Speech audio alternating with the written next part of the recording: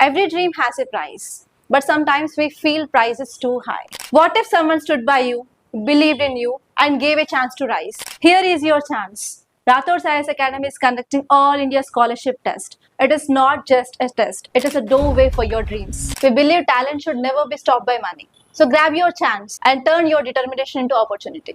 Every rank has a reward and avail your reward based on your performance. Top 1 to 50 ranks will get 50% of discount on this online GS Foundation course fee, and 51 to 75 ranks will get 40% of discount, and 76 to 100 ranks will get 30% of discount. This test is going to be conducted on 10th of this September online mode.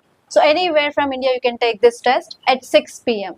and this test will have 50 questions based on UPSC prelims format. Duration of this test is 30 minutes, and if you want to take this test, registration is mandatory. You have to register by using QR code or you have to fill the Google form. The link is given in the description box, and I wish you all the best.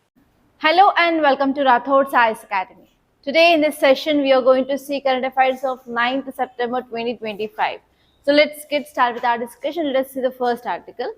And actually most of the articles in our today's discussions are already discussed in earlier classes. So I'll be giving you in brief about that topics, guys. So see this first image. So what is this image is about? It is about tiger dance, right? So whenever you are getting this kind of things in the newspaper, especially the first paper of your newspaper, that will be very, very important from your art and culture, which comes as a GS paper 1, guys. So this article is talking about one important famous dance called as tiger dance, and this dance is also called as Pulikali. And this topic is important from your GS paper 1 under art and culture, and especially in your art and culture this topic is important from your dance forms. Okay, so we have a chapter called as dances. In these dances, normally we have two types of dances. First one is classical dances and next one is folk dances. And one thing I want to say is whenever you are reading your art and culture related topics, first you have to identify the source, where it is written about the dances, in which books, and who wrote this. That is very, very important. So why? Because this art and culture is there for your means, and whenever you are writing about introduction of that so and so art form, you have to include sources in introduction. So from that point of view, you have to see for sure the sources. For example, if you are reading music, if you are reading dances or any other thing, you have to see where it is written. So for example, this dances related things is written in one book called as Natya Shastra. Okay, you have to say about this Natya Shastra. And who wrote this Natya Shastra? Bharata Muni. So Bharata Muni wrote one book. In that book, he mentioned about dances of India. And in Indian dances, we have classical and folk dances. And how many classical dances do we have? 8 classical dances. And you have to see those 8 classical dances in which state they originated from and what are the key features of that dance form. So one more request here is whenever you are reading this art and culture, use Google or use YouTube and see clearly what are the minor features of that so and so art form. Because on those minor things only you will be getting questions. For example, they may ask you compare and contrast Bharatanatyam with Kuchipudi, compare and contrast Bharatanatyam with Kathak, Kathak with Kathakali. So like that you will be getting questions from your classical dances. And this one is from your folk dances. You will get questions like pair based question. On one side they may ask this dance form, and on another second column they may ask about the state where it is seen, and this one is what are the characteristic features of that dance, and they may ask you like identify the correct pairs, how many pairs are correct.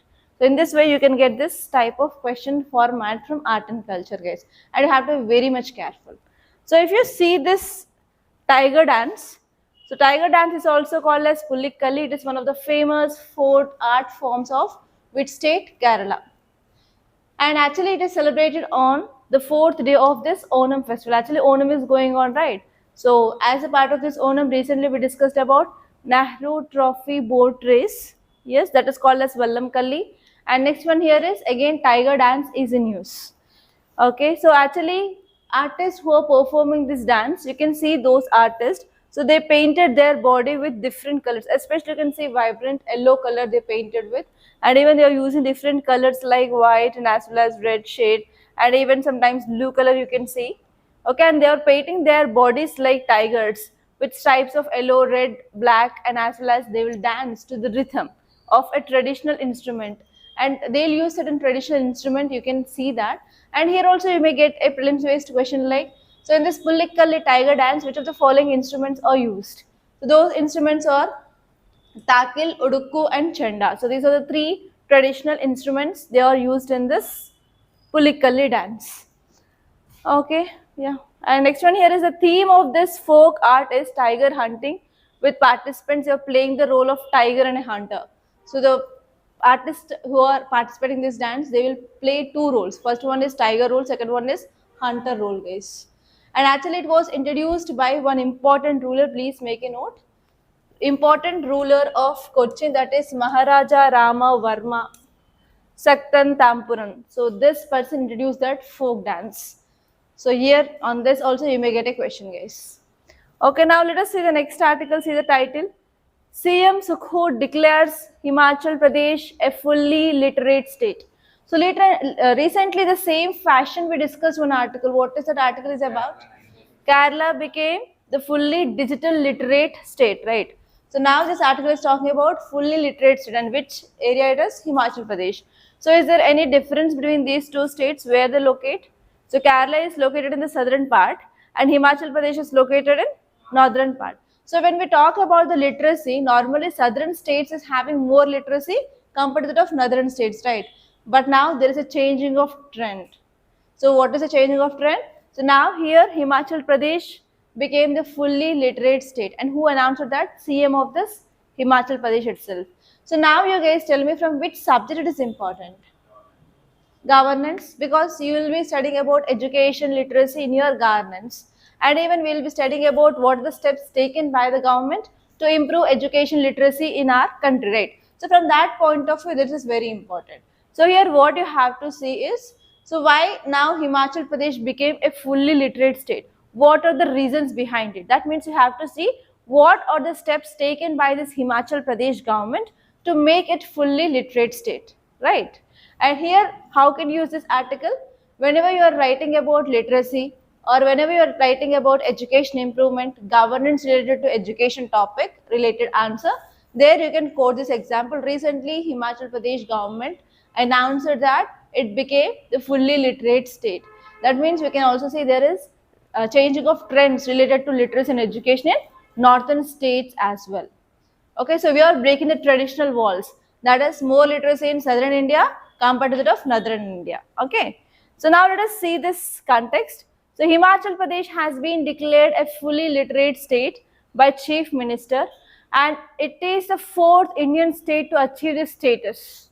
So please make a note. So in India, which is the fourth state which is fully literate state, that is Himachal Pradesh, and see which are those three. In that three, one will be there. What is that for sure? Kerala will be there, and remaining two, please find it out. And see your state where it stands. Karnataka, AP and Telangana students, so see where your state rank is, and here again you have to see like why your state is having that place, what government steps are taking in your state, and what measures that you can give from your side, because you are going to be future bureaucrat, you have to give the suggestions to the government, right? So let us practice from now. So how can you give some measures, like which kind of measures we can take? And whenever you're talking about measures, you have to take both long-term measures into consideration and as well as short-term measures. Okay, clear? Okay, now let us see the details. So declaration was made during International Literacy Day 2025 in Shimla. So actually they participated in this International Literacy Day. In this Literacy Day, they said that yes, Himachal Pradesh is a fully literate state and is a fourth state in our country which became a fully literate state. And why this statement which is given? So actually, why they declared that Himachal Pradesh is a literate state? The reason behind it is, so 95% of population who are above 15 years, they can read, they can write, and they can perform basic numeracy. That is nothing but additions, subtractions, multiplications, divisions, etc. and because of this they said that they are fully literate. So 95% of more than 15 years of population of this Himachal Pradesh, they have ability to read, write and do basic numeracy. And Himachal literacy, if you go back to 1947, so at that time Himachal literacy is just 7%. But now in this 2025 it is 99.3%. So is there any drastic change and improvement or not? Yes, there is a lot of improvement which had been seen in the state of Himachal Pradesh since the time of independence till today. Okay, so now let us see what are the reasons behind this. The first one is they focused on education policy and actually see how much budget they are spending in that state. They are spending 17 to 18 percentage of their budget on education. So because of this, there is a drastic improvement. That means what can we infer from this? If you are spending more in education, obviously we will be getting more outcomes. Okay, so here you have to see how much spending that your state is doing in your education. Okay, based on that, we can give certain measures. So we can give an example. Himachal Pradesh is spending 15 to 18%. Why can't we? So you can raise a question. Okay. And second one here is they had strong community involvement with women groups, NGOs, volunteers, youth clubs, and teachers. They mainly contributed for adult literacy, and they went for literacy drives, and they started reaching of remote areas. So whenever we are talking about women empowerment, women participation, can we add this case study? So how women participation in this Himachal Pradesh led to become a fully literate state of Himachal Pradesh. You can also add this case study there as well. And this one here is they also came up with certain modern reforms like digital financial literacy, and they went for infrastructure upgradation of schools, and they focused on reducing of dropout rates, and the dropout rates is near zero. So actually recently one organization got this Ramson Magsaysay award. So what is that organization name? Educate Girls. So what was the contribution it made? So it decreased the dropout rates and it resent around 2 million girls back to the school. So because of this, they got this Ramson Magsaysay award on August 31st, right? So we discussed that. So again, we have to connect that kind of articles with this. Okay, next one here is Himachal Pradesh also ranks first nationally in student to teacher ratio. That means number of students and number of teachers in a class. So they are having higher percentage of teachers to students ratio. And because of this, what happened? Every student will be having individual attention and as well as quality learning outcomes. Okay, so these are the things. And now I think you have certain points like how you can give measures or how you can give some way forward for improving of education in our country. So first one is increasing of spending. Next one is we have to collaborate with NGOs, youth, and as well as women empowerment. And next, teachers ratio should be increased, infrastructure should be developed, and we can use the digital tools now. So in this way, you have to give the measures to the government. If you are writing any answer regarding how can we improve literacy or how can we improve educational outcomes in our country. Clear? Okay, so what is the impact of this achievement? The first one is we can focus on social empowerment. So whenever there is increasing of literacy, it will be having lots of impact on the society. And here the students, they will be also having good economic outcomes or opportunities. And even we can increase our civic awareness and as well as increase the dignity of the people in that region. So actually, whenever we are treating illiterate and literate, normally literate people will be treated with dignity compared to that of illiterate people, right? So that is the point they said. And this one is what are the economic benefits? So literate population, they have better able to participate in digital economy. That means using of apps, everything. And they can also get good employment opportunities because they will be having certain skill. And this one is that will also leads to the improving of their livelihood, standard of living, everything. And this one here is, here we can also decrease this gender parity or gender divide because of this education. And we can focus on empowerment of women. And this one is we can also improve the educational outcomes, and as well as Himachal Pradesh is one of the best example in our nation because it is a small state and even it is having very limited resources, but even though they are spending good chunk of amount on this education and they are getting better outcomes. They are focusing on community mobilization, community participation, community empowerment, and as well as policy innovation, everything, guys. Okay, see this next article, guys. Kerala's maternal mortality ratio rises steeply from 18 to 30. So what is this article talking about? Maternal mortality rate. Yes, it is talking about MMR. So what is MMR? Number of deaths of women during delivery or within 42 days of delivery for every 1 lakh live births, right? So in every 1 lakh deliveries, so how many women are dying? That means during pregnancy or during delivery and even after delivery within 42 days, how many women they are dying for every 1 lakh live births is called as MMR. Okay, what is the target of our country regarding MMR? How much we have to maintain? 2.1 is total fertility rate. MMR target by 2030, yes? Yes, we have to reduce it to 70. What is the present rate? 93 or 91? Okay, check this. It is 91 or 93 now. And the target here is we have to reduce it to 70. And what is the target year? 2030. So by 2030, we have to reduce this MMR to 70 in India. So actually, what is this article is talking about? In which state? In Kerala, this MMR had been increased from 18 to 30. So now you guys tell me why this number of deaths of women are increasing in this Kerala. What is the reason behind it?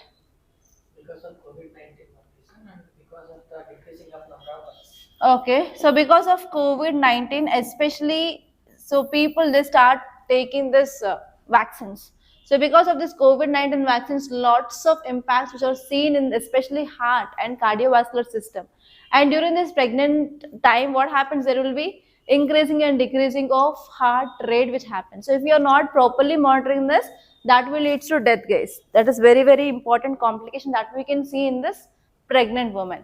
And second reason here is, as we all know that TFR, total fertility rate is decreasing in our country. So actually replacement rate is 2.1, but in yesterday's and day before yesterday's article we saw that it is 1.9, and especially in urban areas it is less than 1.5, and in Kerala it is declining. So that means nothing but the number of deliveries, live births are decreasing. So whenever this total number is decreasing, so in this, if there are certain deaths are happening, then that number will be like very great. So that is the thing which is happening here in this Kerala region.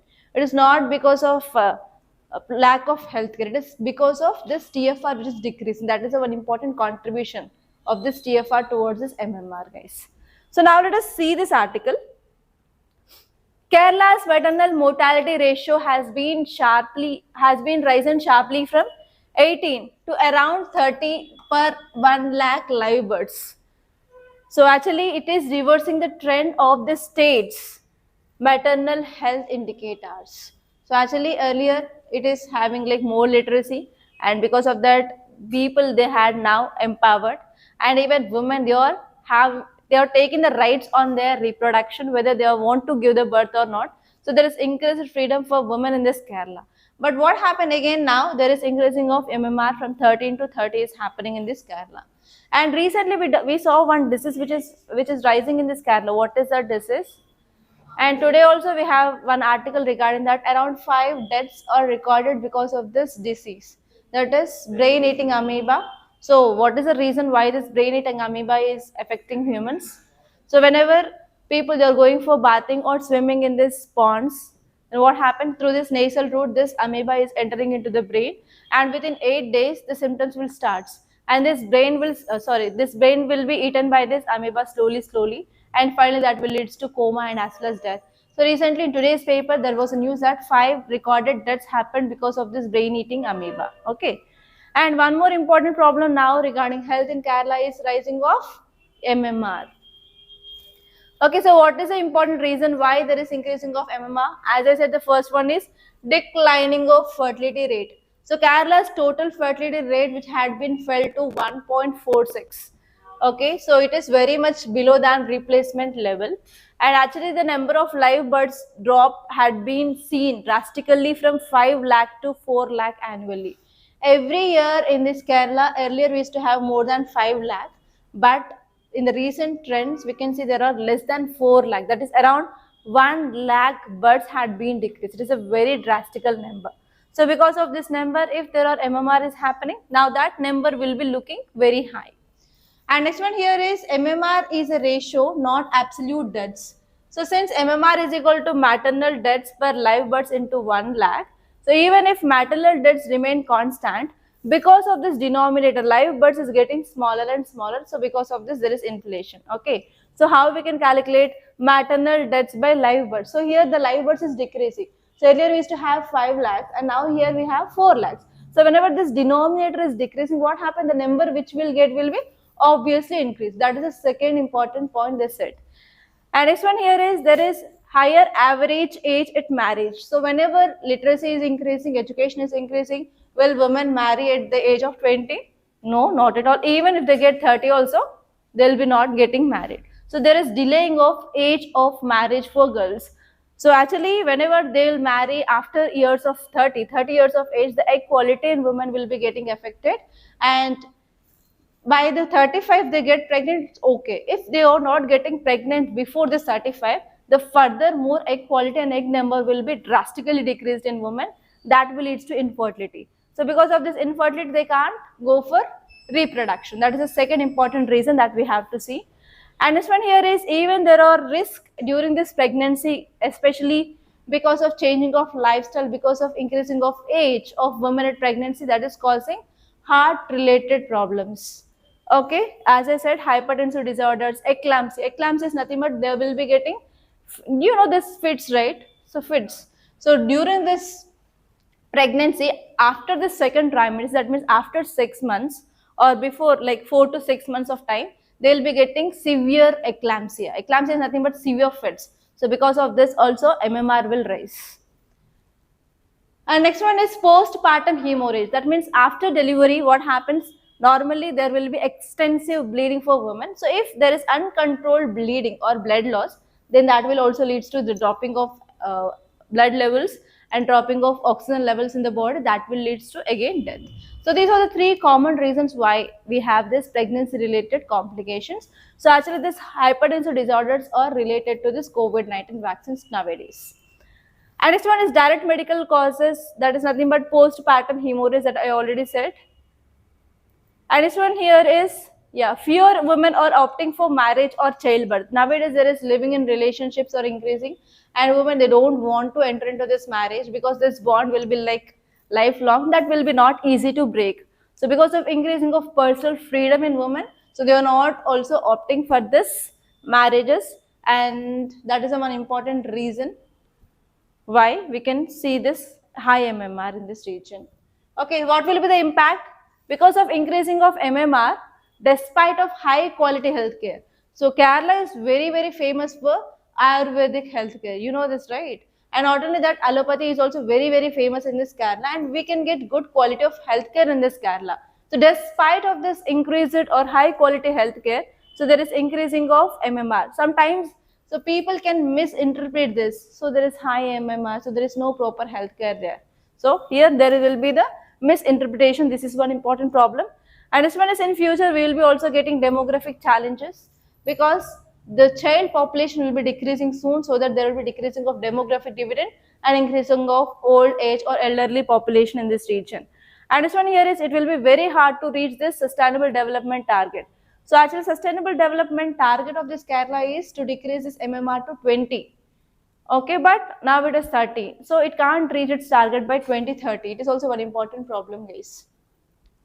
And in this article, Prime Minister to cast first vote in today's vice presidential elections.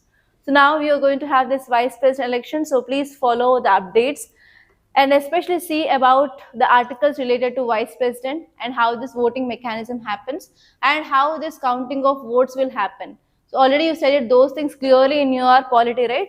So check whether your book knowledge is meeting with this, what is happening practically or not. So focus and follow on this elections updates case. Very, very important. And see this next article, we discussed this article earlier, ranking pitfalls. So it is about NIRF. NIRF should help improve both quality and equity in higher education. So what does this NIRF? National Institution Ranking Framework. So we discussed that, right? So recently 2025 ranking had been released. So which organization will be releasing this ranking? Directly Ministry of our Education. So Ministry of Education will be analyzing or accessing each and every higher education in our India, and they will be giving ranking. So in that, which is the first top institute in our country? IIT Madras. So from last 7 years onwards, this IIT Madras stood in this top first position in our country. So this article is saying that yes, based on certain parameters we are giving, based on 5 parameters we are giving ranking. And please make a note, those 5 parameters are: first one is teaching, learning and resources, and next one is research and professional practice, and third one is graduation outcomes, fourth one is outreach and inclusivity, and next one is peer perception. So these are the 5 parameters on which Ministry of Education will be giving ranking every year. So this year again those 10 top institutes are from IITs, and as well as AIMS we have, and we have Jawaharlal Nehru University from Delhi, and we have IISc. So we have 6 IITs, next one is AIMS, and next one is Jawaharlal University from Delhi, and next one is IISc. So every year these will be there in the top position. So actually what is the importance of this ranking? So what can we get if we are getting this ranking? The first one is now students will be having choice, like they can select their institute, which is the topmost institute. And if you're joining in this topmost institute, they will be getting proper placements, proper employment opportunities, and they will also getting good skill, what is required based on the industries. And not only that, it will be very helpful for the government to get fundings also, investments from other countries. Okay, so in this way we have lots of advantage of this NIRF. So this article is saying one important things, guys, so you have to make this. Okay, so India is saying that in our country, if you're comparing with the northern India and southern India, there are lots of divisions or lots of gaps which are there. So here this article is saying that there is regional imbalances and there are shortage of faculties. And next one here is there is zero research publications. Okay, so these are the problems in our higher education. So in this NIRF ranking, they found that yes, there are regional imbalances from one area to another area. It is not matching this innovation, not matching the quality of education. And next one here is there is shortage of faculty, especially in more than 100 institutions. We don't have proper doctoral qualification. There is nothing but doctor qualification of the faculty. And the third important point, they said that so in that institutes they are not focusing on research publication. So we also did the publication of our study in our Form D. So I also did about this publication. So my name will be also there in that publication. But mostly the colleges, they will be not supporting the students for their publication. So actually many of you come from this BTech background and you did your project in the 4th year, right? So how many of you published your study? Very, very less, right? So here, that is the thing which mainly highlighted here. And this article is saying that yes, we have to allow these private institutions to develop themselves as brands, and we have to go for improvement of overall quality and equity in higher education. So that is the thing which mainly said. Not only giving ranking is important, we have to find out what are the loopholes in each and every institute, and we have to focus on how can we improve the outcomes. So on this we have to focus. And next article, see this title, guys: Iran and India, ancient civilizations and new horizons. So this article is talking about very, very important thing, that is India-Iran relations. So where is this Iran located? So here we have India. So India is sharing boundary with which country? Pakistan. And here we have this Iran, right? So this is the location of Iran. That means is Iran is very near to India or not? Yes? Okay. Yeah. So here you have to see about India-Iran relations, like historical relations, when we started this relations between India and Iran. And second, you have to see how the present relations are. Okay, how the present relations are. And next you have to think about how our future relations will be. And apart from that, you have to see what are the challenges which are present between India and Iran relations, guys. Very, very important. So if I want to tell something, a story, so now you know that US is imposing tariffs on India. How much? 50%. What is the reason behind this? Yes, because of Russian Sanction Act, they added 25% additionally. So what is Russian Sanction Act? So US wants to instabilize, or US wants to hit this Russian economy. So actually Russia is getting good economy because of this exports of crude oil. And how much percentage of crude oil we are importing? Around 40% we are importing just from Russia. So here under this Russian Sanction Act, here US said that if any country which is importing this oil and gas or energy security from this Russia, we are going to impose the tariff, and this tariff will be up to 500%. On India, they imposing 25%, right? So earlier, it is not for the first time US came up with this Russian Sanction Act. So US also came up with this JCPOA, that is nothing but Joint Comprehensive Plan of Action. And apart from that, they also came up with this CAATSA, Countering American Adversaries Through Sanction Act in 2017.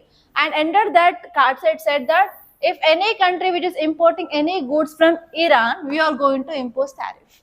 So that time of 2017, so India used to import crude oil from this Iran.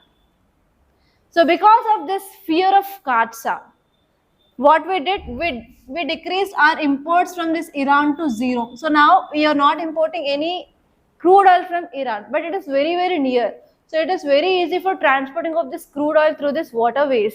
But even though because of this fear of this CAATSA 2017, yes, we made our imports to zero. But again, now we have the same fear of this Russian Sanction Act. But now India is very bold, because already we learned lesson from our history. We made our imports to zero here. So in this context, you have to see how this India-Iran relations are, and when we started these relations, and how we are going to improve our future relations, guys. Okay, now let us see this article. This article is saying that Iran-India partnership rooted in ancient history, and now we are facing certain forward opportunities now to improve relation between India and Iran. So if you see ancient civilizations and historical ties, so both societies, that is nothing but Indian society and as well as Iran society, they trace their roots to Indo-Iranian culture continuum. So we can see India's and Iran's culture which are both evolving together. So Indian culture we can see in Iran, and Iranian culture we can see in India. For example, in India, how we are seeing this Iran culture? Have you heard this Irani chai?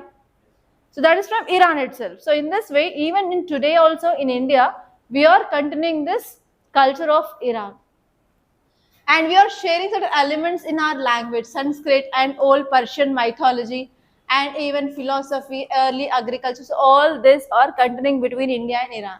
And trade between this Indus Valley and ancient Persia also flourished during this 3rd millennium BCE as well. And even we can find certain archaeological finds of India in Iran, and Iranian artifacts we can see in India, guys. And even there are certain records of goods which are moving between Meluha, Dilmun, and as well as Iran. So actually IVC had one important name called as Meluha, because in IVC produced a very fine cotton. Okay, because of that fine cotton, IVC is also having another name called as Meluha, and actually there was a good trade between Iran and as well as India at that time. And even there is spread of Zoroastrianism, and as well as even the Parsis, they migrated into India during this medieval period, etc. So because of this, we are having lots of legacies regarding Indian commerce and as well as trade, science and arts. And even we have Persian language and Persian art in our country, especially flourished during this Mughal era.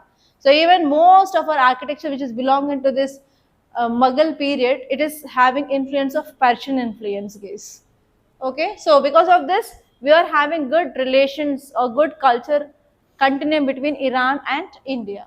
And if you see in the present times, in the modern times, so we are focusing on especially improving of relations regarding energy security, and we are focusing on improving of transport connectivity, and we are focusing on improving of regional stability, and as well as we want to focus on great power balance in this region.